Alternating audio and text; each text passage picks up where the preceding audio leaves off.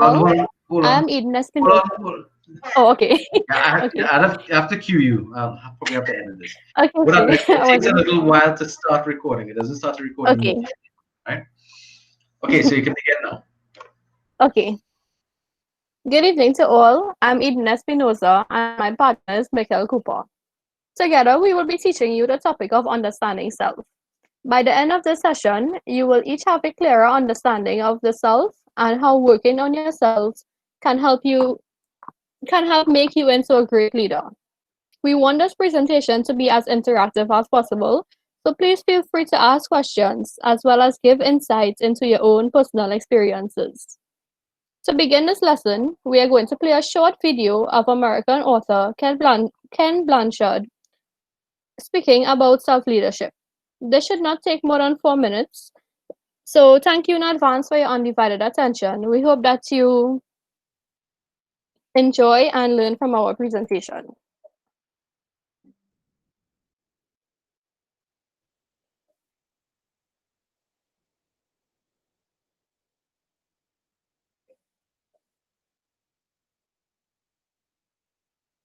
Ken, obviously you're not just an author, you're running a very powerful global business, the Ken Blanchard Company. So how do you find that you can most help organizations in leadership capacity? Well, I think the big thing that we try to get them to understand that effective leadership is really a transformational journey, beginning with self-leadership. It's very interesting is that one of the most popular interventions we do is we have a self-leadership program, situational self-leadership, because a lot of people don't ever take a look at themselves. And how do they take initiative? You know, how do they get what they need to have to be successful? Because if they can get a sense on what they need to do to be successful and what they do, then they're going to even get a better sense when they go to the next step, which is one-on-one leadership. See, because self-leadership, you're gaining perspective on your own leadership point of view, a little bit about your disposition and personality, a sense of what your mission might be, your values, and all. We try to really help people, really get to know about themselves and what are their points of power and how can they, kind of collaborate for success and all. And then once they understand themselves, then we feel they're ready for a one-on-one relationship where the big goal is building trust with somebody else. And so, but that's one form of leadership where you have, 8 to 10 reports and you might meet with them as a group once in a while, but basically you're managing people one-on-one. Sales managers do that and people in those positions. The third stop, which we do a lot of work on, is how do you build an effective team? Because teams are more complicated than one-on-one leadership. Because if it's just you and I working together, we only have 2 possible relationships, yours to me and mine to you. But if somebody else joins us, now we go from 2 relationships to 12, because it's not only our relationship to the 3 of us, but it's my relationship to you when this other person is there, and your relationship to me when they're there. Because you can meet with a colleague before you go in to see your boss and agree on what you're going to talk to your boss about. In the middle of a meeting, that colleague could go south. And then finally, the final journey is organizational leadership, which is now that's even more complicated than building a community that you're trying to do with a team, because now you're trying organizational effectiveness in terms of performance and all. And the theory that runs throughout those is situational leadership, which basically says there's no one best leadership style. It depends on the development level of the individual you're working with. It depends on the stage of group development for the team you're working with. It really depends on where they are in terms of their concerns and all around change and all. And so we can really help companies design a whole curriculum. And so often you'll have a problem in an organization and they try to solve it at the organizational level. But the real problem is the leader has never really dealt with who they are and what their ego problems are and all those kinds of things. So you can't solve that at the organizational level. That should have been done ahead of time. And so we even have a couple of graduate programs that we're key on, where we move people through that whole movement from self to one-on-one to teams to organization. And so I think that's one of the really powerful things that we've been able to do with companies here in UK and all is to give them a perspective on the journey to be an effective leadership, and it's something that you don't just sort of jump into. Yeah.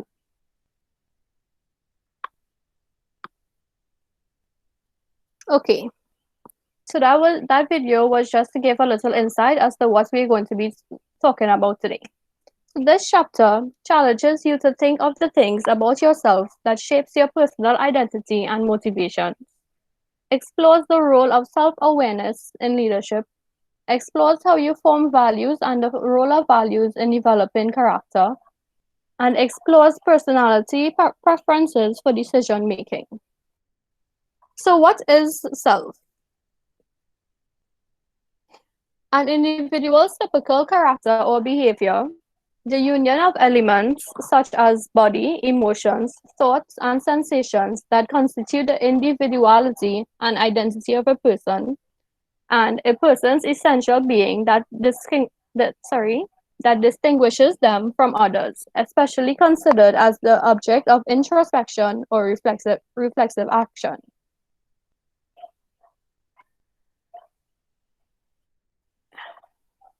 These are some key terms that you will hear throughout the lesson: self-awareness, self-esteem, self-concept, self-understanding, self-development, self-knowledge, and self-confidence.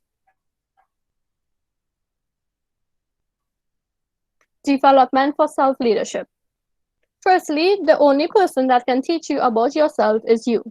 Counselors, loved ones, and peers may be able to help with this process, but it comes down to you taking an inward journey to find the true essence of who you are and making the decision of who you want to become. An inward journey provides the self-awareness of identifying abilities, strengths, and weaknesses. It helps you develop a sense of trust in yourself.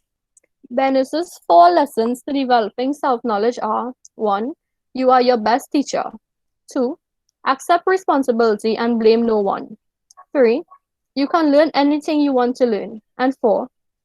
True understanding comes from reflection on your own experience. You cannot efficiently lead others if you do not know how to first lead yourself. And your decision to be a person who can make a difference is a statement about self-leadership. Here we have 2 diagrams showing what it takes to develop yourself into an efficient leader.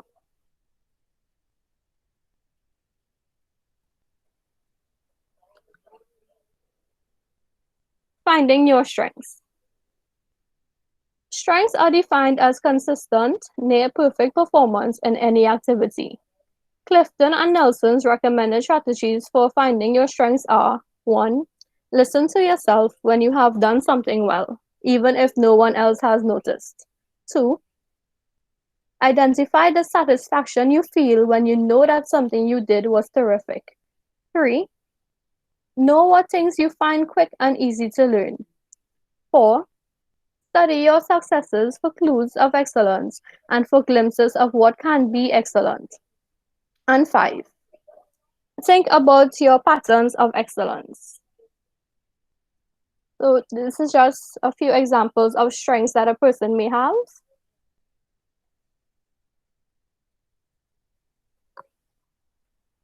And now we go on to developing your talent. Talent is defined as your naturally recurring patterns of thoughts, feelings, and behavior. Knowing yourself well includes knowing what you are naturally good at, and effective leaders know what they do best and apply their strengths in all aspects of their lives. Unfortunately, we tend to work from a deficit model, meaning we may focus on trying to fix our weaknesses instead of building on our strengths and natural talents. We take for granted the fact that we are already good at something, so there's no need to work on it and develop the skill for it, and we frustrate ourselves trying to get a hang of the things that we just aren't good at. For example, there may be a child who shows signs of being an excellent footballer, but his academic performances might be lacking. His parents and teachers may neglect his skill for the sport and force him to focus only on improving his academic grades. Now, this can affect the child negatively because he will now be easily frustrated and his raw talent could be forever ignored. Positive psychology is a new field of psychology that has moved away from clinical diagnostic approach of looking at what is wrong with an individual to paying attention to what is right within each person.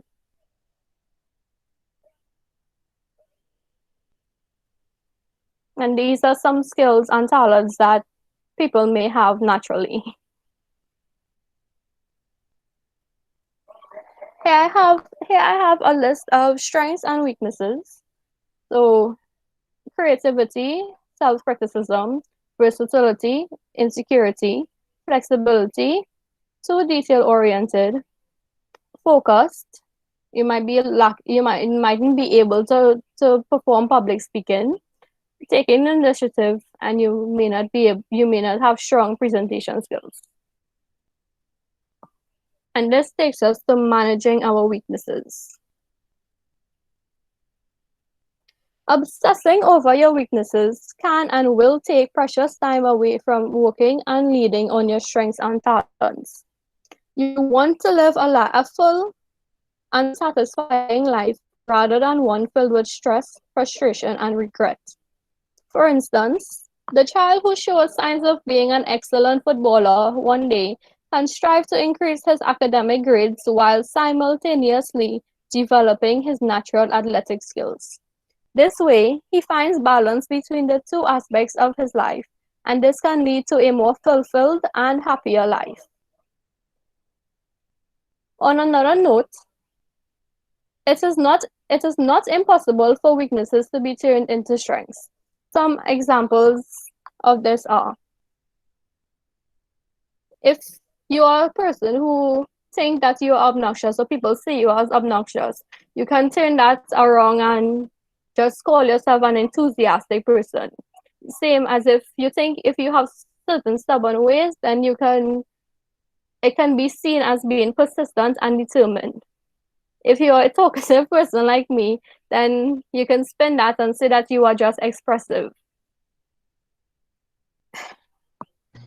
But wouldn't that be a little disingenuous if you were to just rephrase something, or do we really?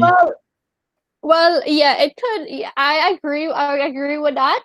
But I think what you have to do is like probably how to say, like, if you decide to work on yourself, so like maybe you can say, well, I mean, I really might be a little too talkative. So then within the context that you find yourself in, maybe you could, I don't know how to say, like, you just work on it so that what am I trying to say?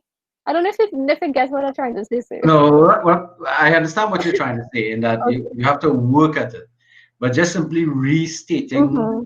Well, I guess that's the start of the change, because if you stop looking at yourself from the possession of as you said, if people have told you, or you think you come across obnoxious to people, and you begin to say, okay, I'm not obnoxious, what I am is, what were you saying? Mm-hmm. A strong Enthusiastic. personality, enthusiastic. But it would mean that I have to be careful that that perceived strength is not overplayed, and Right. so that it becomes overbearing to people, thus making you obnoxious. Right. So I understand what you're doing there. So Okay. right. So could I add in something? Yeah, of course you can. This is your presentation. Right. So well, Eden and I, we also spoke about the fact that these things, the context, they are affected based on the situations as well. So the context could be situational. So in a moment where someone may say you're obnoxious, that may just actually be a moment where you are very enthusiastic about something, and that's maybe just their opinion about your approach to the topic or situation at hand.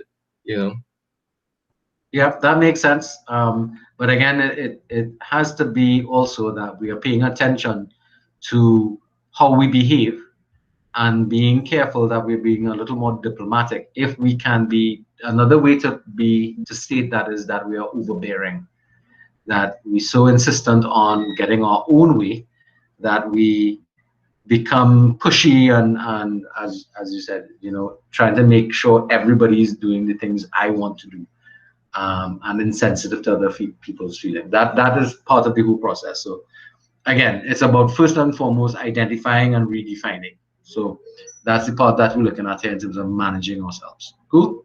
All right, continue on. Thanks, sir. Okay, so before we continue, we would just like everyone to take about 2 minutes just to make a list of things that you like and dislike about yourselves. Ideally, the list should have about 8 to 10 things, right? I'm not saying 10 things each, but just 10 things in total. So just things that you like about yourself and things that you dislike about yourself. And then I will continue into the next topic, if that's okay. I don't know, I'm going to time it, the 2 minutes, and then I will let you all know when I'm ready to continue. So Right, is so that okay? I am okay, but I mean, are other people following along, or they just? Very right. I like some this. It's quite alright. All right, go ahead.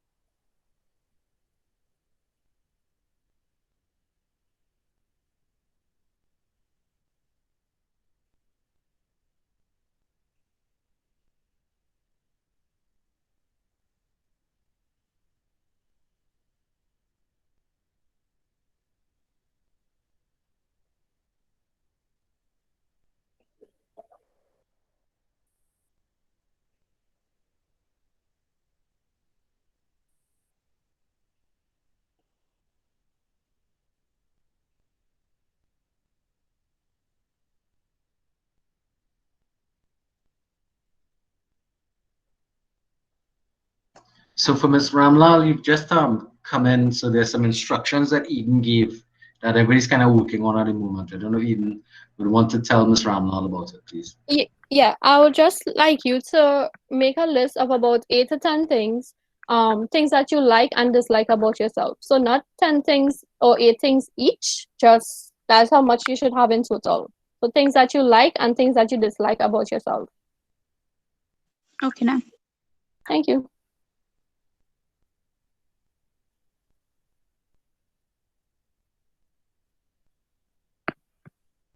So guys, we have 1 minute left before I'm ready to continue.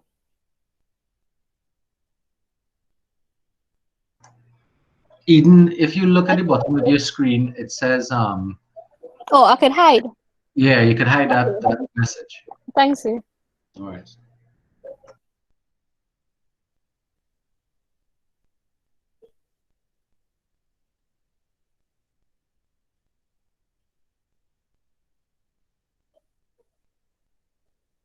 Also, guys, this is a personal exercise, so I'm not going to ask you what you wrote, okay? That would have been useful before. Sorry, sir. I just, don't want to make anybody too uncomfortable. Too late. It might be some personal things in there now. It's just a reflective exercise. Yes, much like your self-assessment. Yeah.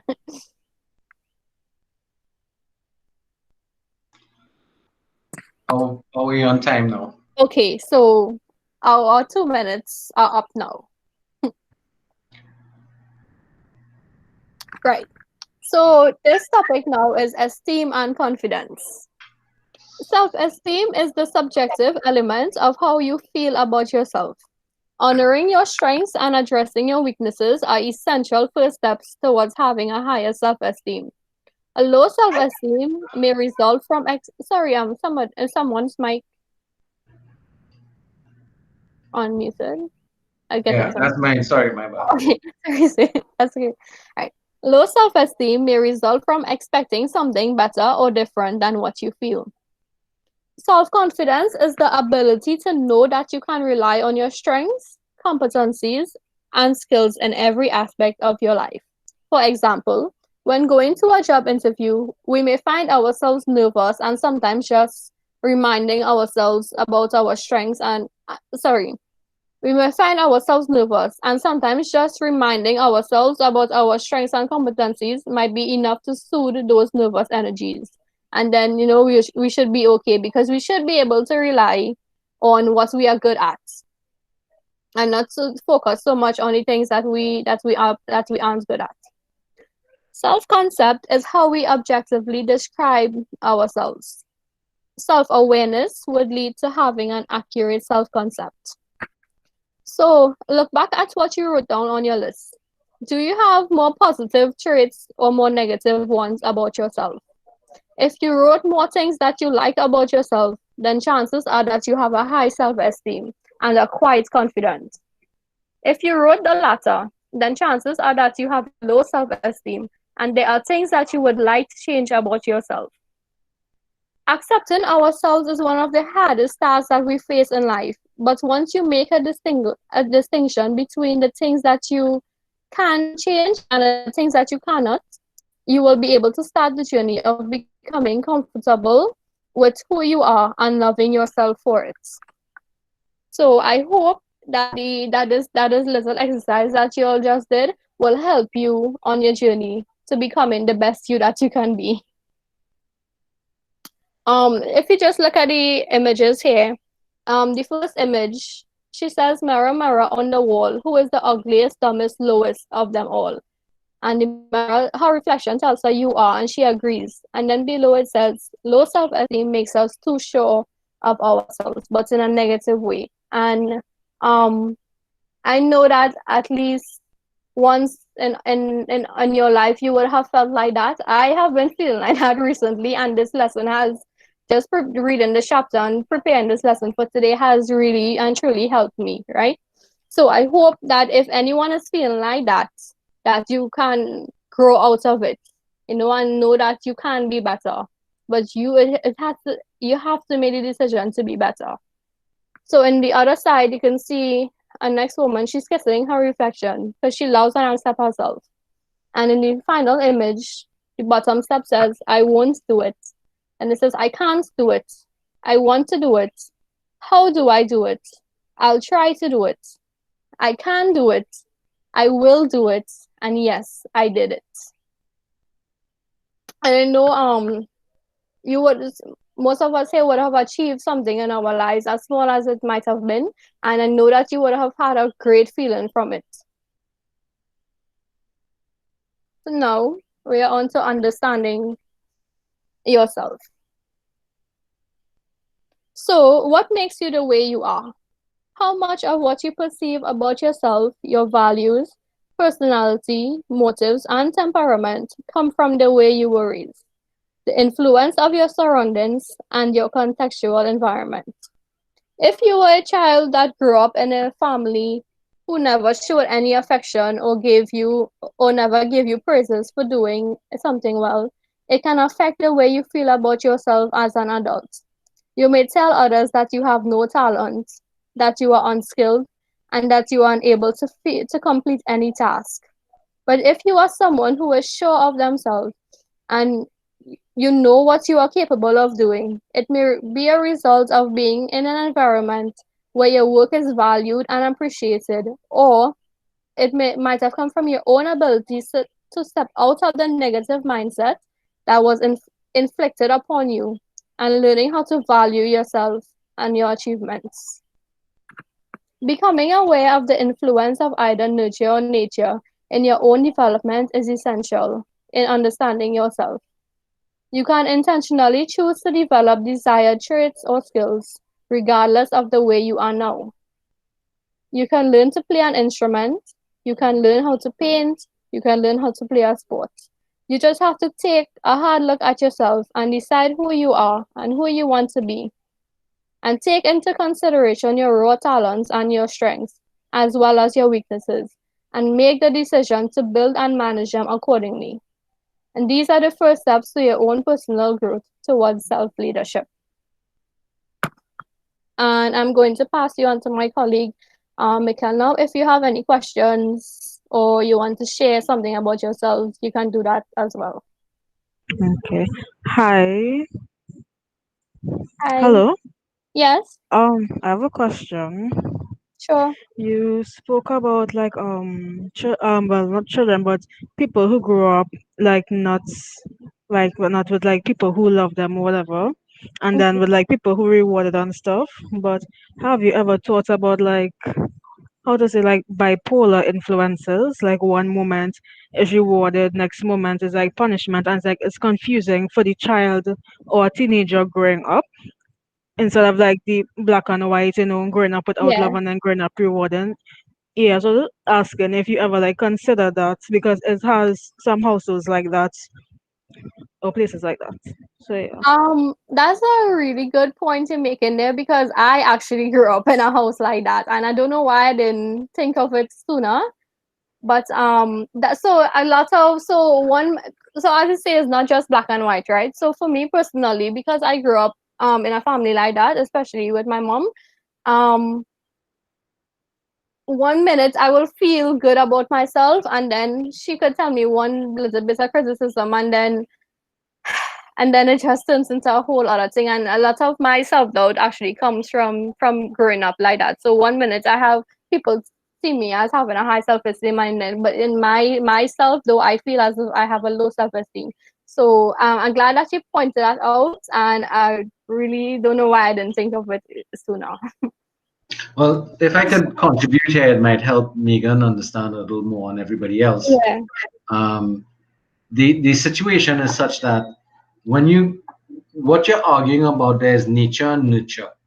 If you read a chapter like these guys did, you'd come across this whole concept of, are you born with these traits? So is this a genetic issue, or is your environment shaping it? And the issue that you brought up there of living with bipolar individuals, especially parents, um, especially if it's an extreme form, it can really be your environment dealing you or treating you in such a way that it creates weaknesses. And this is something though that if you to really understand yourself a little better, you have to really spend some time evaluating the impact of that um, that environment that you grew up in, the nurturing environment or the lack of nurturing. You have to really pay attention to that and the impact it's had on you. Again, this is a personal journey that you have to take, because you may start to see some things in yourself that you don't like, but you have to look at, so where did these come from? They didn't just emerge like that. And the big argument that goes on when it comes to that is, you either born that way or your environment created you that way. I think both arguments have validity, but there is some element of change that can take place with most individuals as they're able to navigate through it. All right. So far, so good. I hope that, Megan, you Yep. got some clarity with that. Yes, sir. All right, good.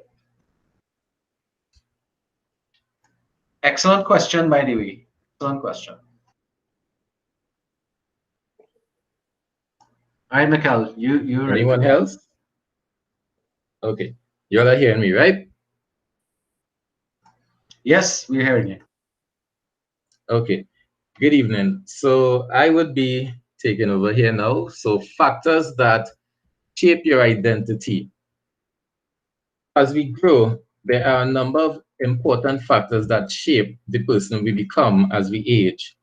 Factors such as gender, ethnicity, religion, racial, and cultural backgrounds have in some way influenced our attitudes and behaviors. So an example of, let's say, cultural influence is we could compare the Western world where we greet each other with handshakes. I mean, and in Trinidad we would give what is known as a bounce, and other places like, let's just say for instance East Asia, they may bow to greet and show respect. So the book reminds us that, so one of the things that the book reminds us of is that leaders are made, not born, and that we have leaders within us all. It also iterates that meaningful interaction and effective leadership processes can result if individuals are aware of their own motivations and where others are coming from. We're into values, beliefs, ethics, character, and character. So while it may be difficult for some to see how characteristics like those listed before can influence the way we think and act, it can be even more complicated and important to identify the values and beliefs that lead to ethical behaviors and builds character. So beliefs and values. Beliefs shape values, and this influences thoughts and actions. So in other words, the principles and beliefs we hold act as our guides. Contrast of value systems. With this, we need to keep in mind that each of us has different value systems that may contain the same values as others, but may be stacked differently. This creates preferences in the way that our value systems are stacked. We then end up with different systems from each other, and no preference is better than the other. It's just that your process and the preference reflects how you have come to construct meaning from your experiences.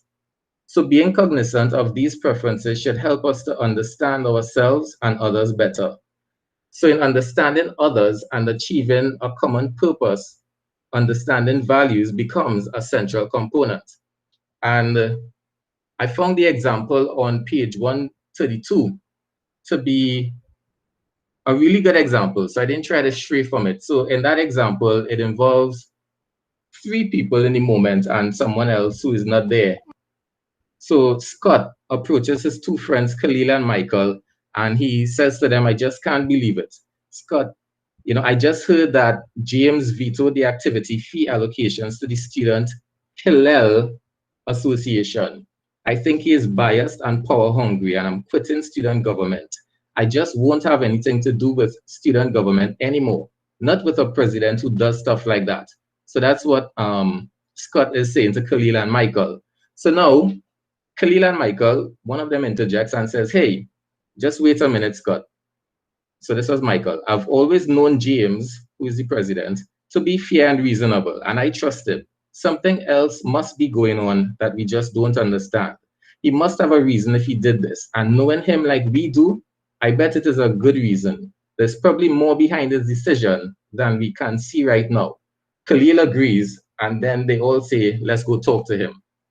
So I find it as a good example because it shows examples of how value systems and the understanding of them can influence our perception of someone and also influence our actions. So it shows 3 examples of that. So Scott was furious enough by the action of James that he was ready to quit student government. In that moment, Scott may have felt a conflict between the action of James and his own values. So that's the first example. The second example is Khalil and Michael's belief that there had to be more to the story and believed in giving James the benefit of the doubt. This displayed their own value systems. In the third example, it comes in the form of Khalil and Michael's defense of James's character by his 2 colleagues.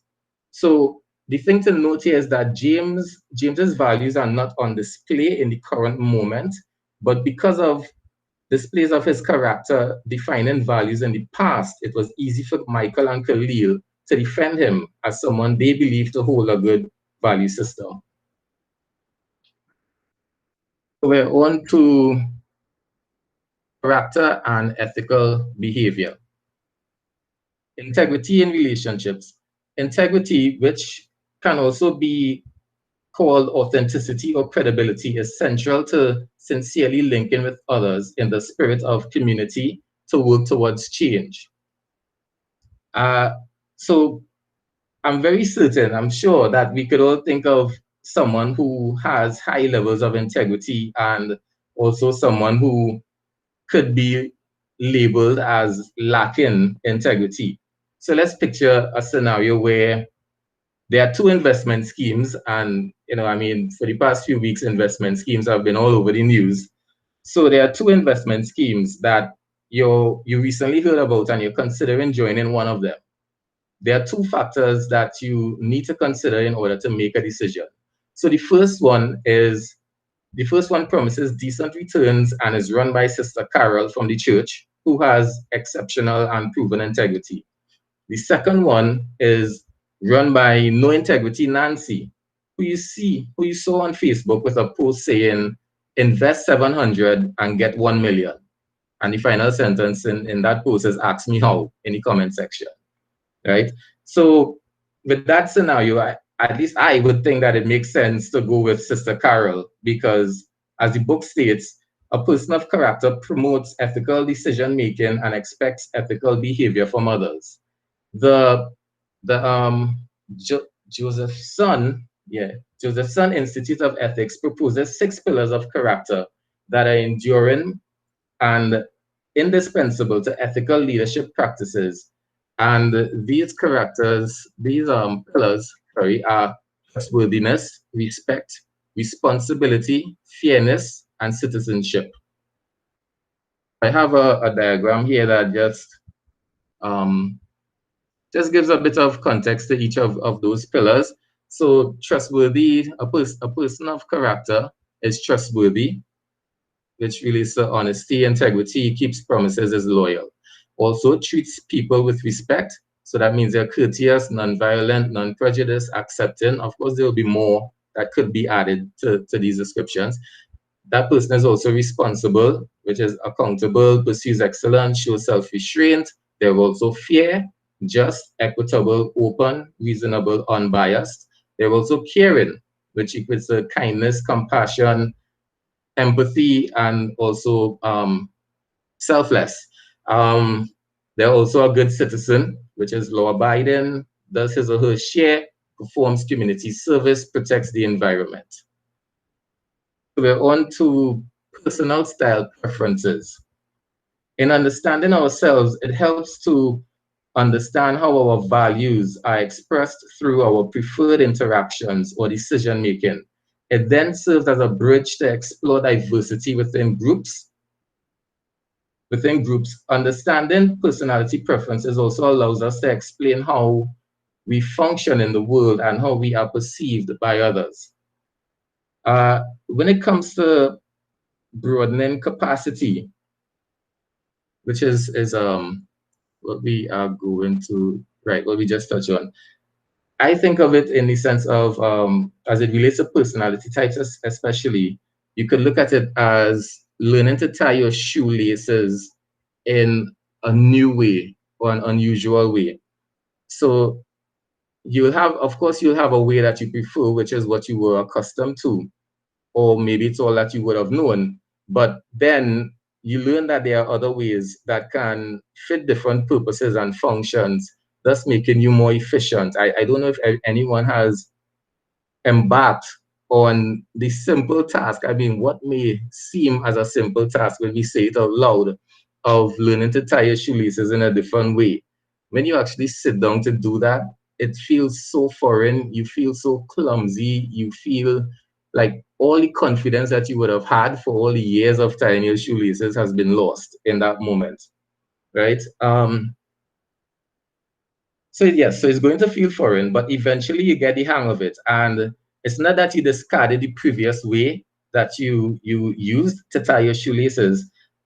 You're still going to be better or faster in that way, or it's going to be the way that you most likely default to without any great thought into the process. But what you would have done was broaden your capacity, and in overall, you would have made yourself more effective, more efficient, right, going forward. So we are so accustomed to the way we view things, get things done, interact, and make decisions that we sometimes cannot imagine doing them differently. For this reason, it is essential to realize that we have the capacity to broaden our approaches, but the first step is to identify them. According to Carl Jung, so I don't know if I pronounce this name right, you know, Eden and I were laughing about it, whether it's Jung or Jung. So I settled on Jung. Oh, okay, Jung, right. Carl Jung, right. According to Carl Jung, there are 4 core functions of human adaptation. that he called personality archetypes or temperament types.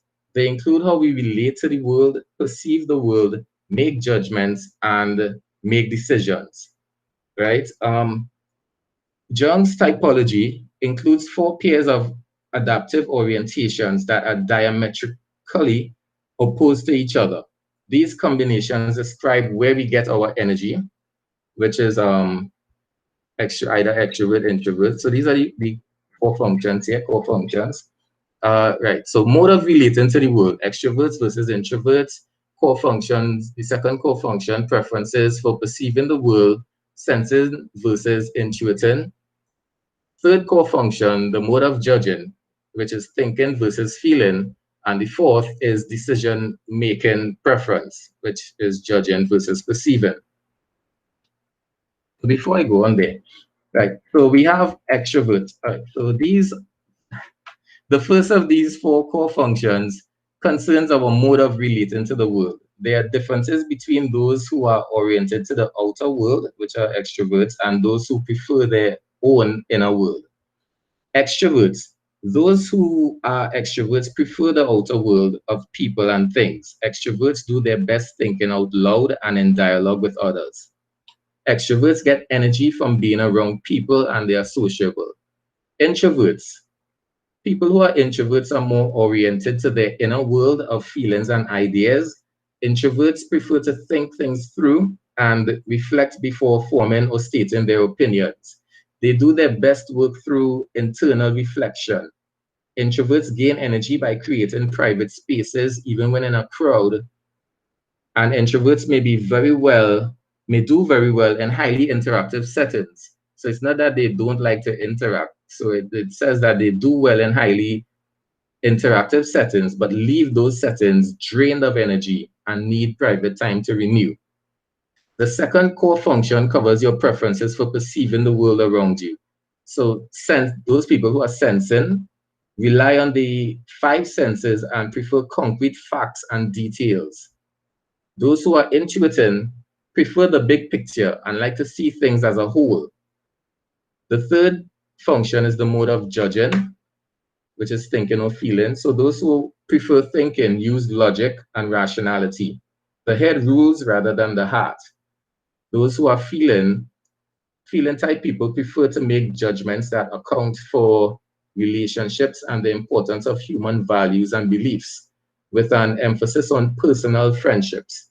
The fourth core function involves how you prefer to make decisions by judging or perceiving. So those with judging preferences prefer order and emphasize resolving issues and making decisions to create order. Perceiving type people prefer to keep things open-ended by gathering as much information as possible and being flexible. People with perceiving preferences handle ambiguity well and known to go with the flow and are comfortable leaving things open or unresolved. So for the entirety of this project, that has been my approach with everything that we've been doing, like, let's just go with the flow. And that's how I get things done. But I think in mastering that, because one of the things about understanding your type is that it presents you with your strengths and your weaknesses. And my take on that was that now I could exploit my strengths and I also have the ability to work on my weaknesses because they're listed there and it all made sense. Right. So we have diagrams here now that break them down a little more. So extrovert, we have, according to these diagrams, it's 75% of the population are extroverts. So sociability, interaction, external. Then also we have introverts, which is 25% of the population, which makes sense mathematically, if 75% are extroverts. So territoriality, concentration, internal depth, right? I'm just kind of browsing along. Not really thinking. The sensing, also 75% of the population.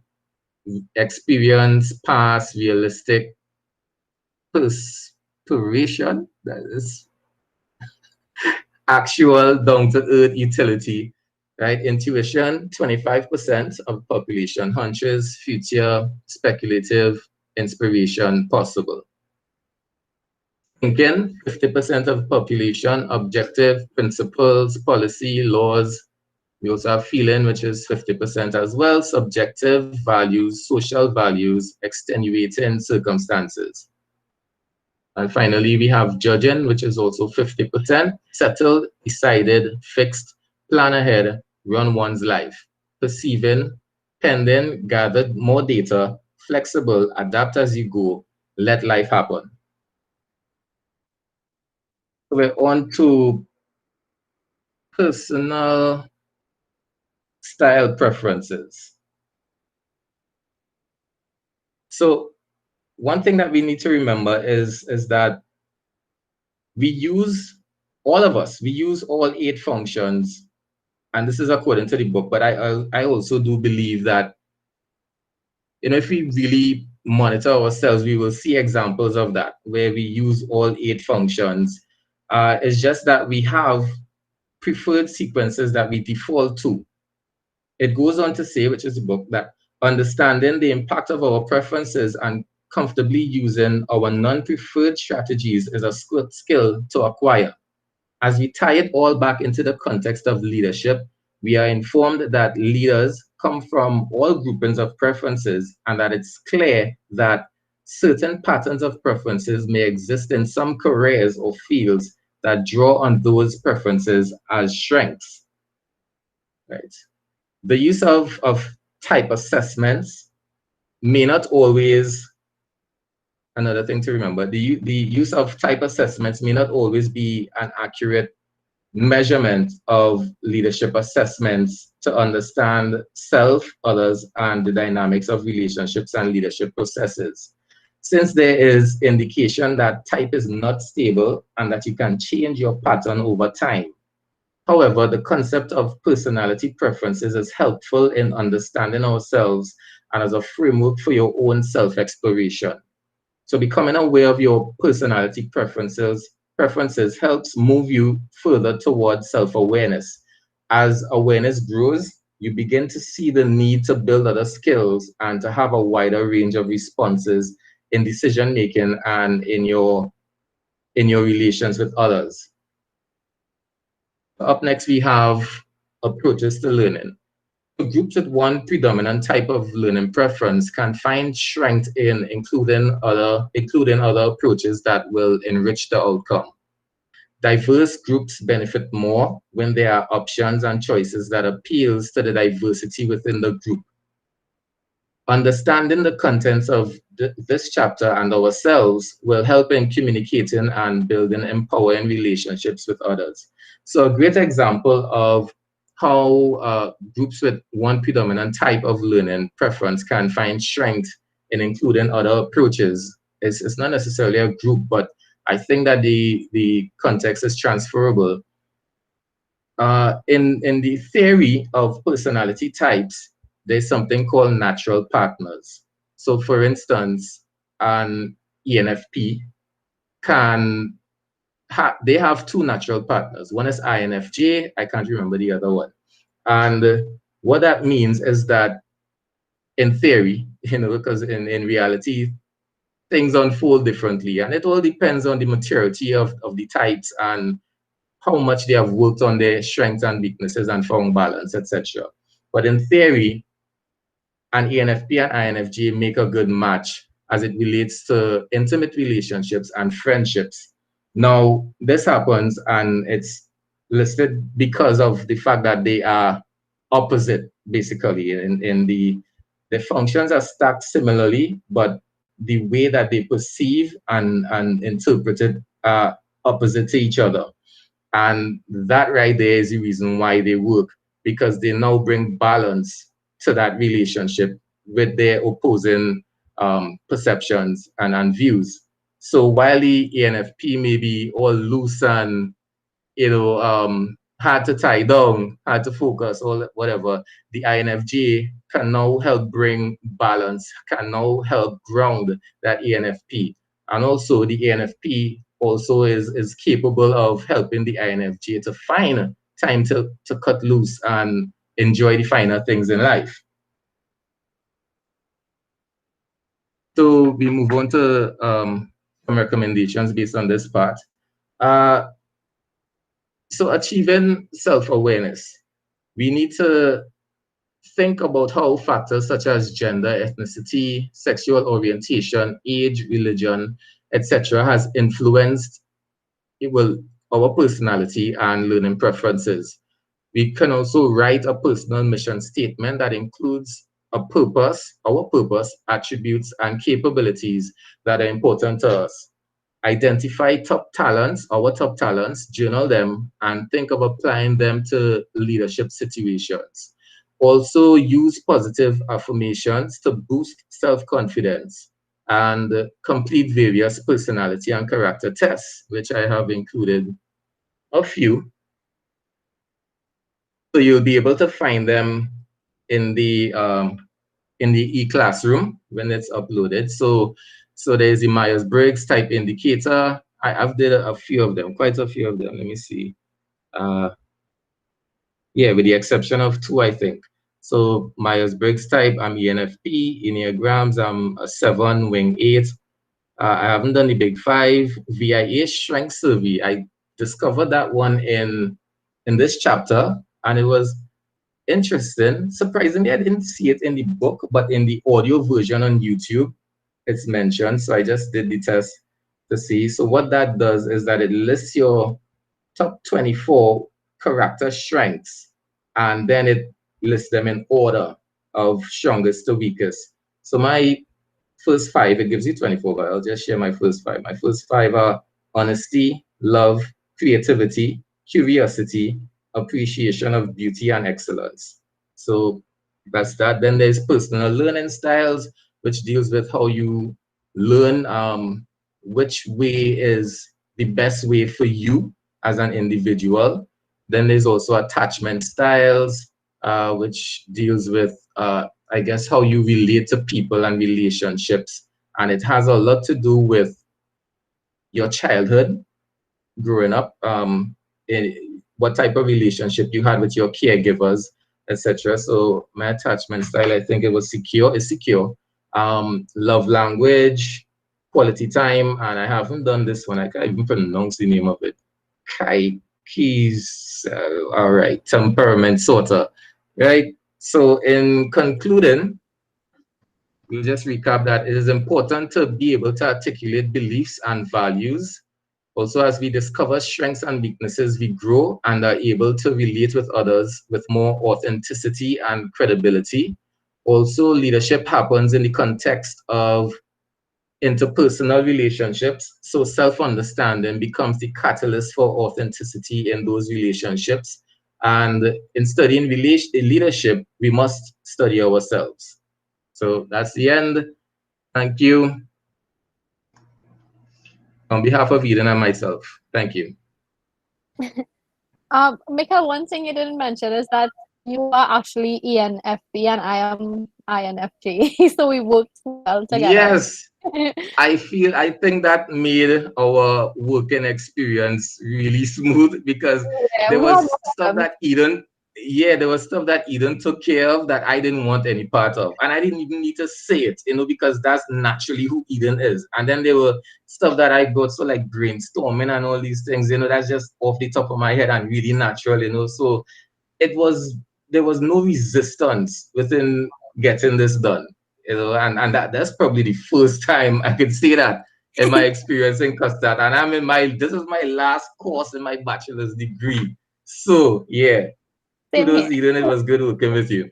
You too, Mikhail. Right, you see? Yeah. The best for last, right? This would have probably helped earlier along, but we'll see how it goes. All right, so are there any questions that people would like to ask? Because I'd like to turn off the recording, but I'd like to include any questions that people may have if they do. Anybody has any questions or comments they would like to make at this point in time in relation to the presentation?